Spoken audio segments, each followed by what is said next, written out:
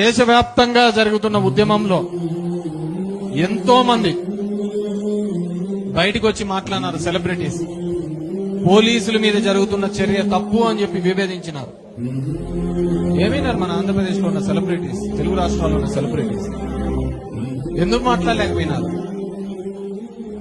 పద్మశ్రీలు పద్మవిభూషణ్లు పోతాయనే అవి పోలే ఇచ్చిన తర్వాత. ఇన్కమ్ ట్యాక్స్లు, ఈడీలు, ఐటీలు లేకుంటే సిబిఐలు రైడ్లు చేస్తారనే.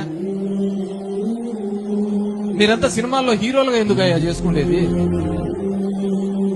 నేను కొండవీడి దొంగ సినిమా అప్పుడు చూస్తా అంటే దాంట్లో ఆమె కథలో చెప్తా అంటది, కష్టాలు ఉన్నప్పుడు వస్తాడమ్మా అంటే వస్తాడమ్మా, వాడు తెల్ల గుర్రం మీద నల్ల ముసుగేసుకొని నల్ల కుక్కేసుకొని వస్తాడంటే ఓ బ్యాక్గ్రౌండ్ లో ఎదురే నాకు లేదు నన్నెవడు ఆపలేడు అని వస్తాడు పాట. ఇప్పుడు ఎవడున్నాడు? విద్యార్థులు, వేల మంది విద్యార్థులు ఆడ కొడుతుంటే, తన్నలు తింటూ ఉంటే మాట్లాడలేని పద్మ విభూషణ్లు, పద్మశ్రీలు పద్మ వ్యూహంలో చిక్కుకున్నారంతా. మళ్ళీ మీరు సెలబ్రిటీలు అనేది ఎందుకు, మిగతాలు ఎందుకు మాట్లాడాలి? సామాజిక స్పృహ లేని వాళ్ళు మీరెందుకు అవుతారు సెలబ్రిటీలు?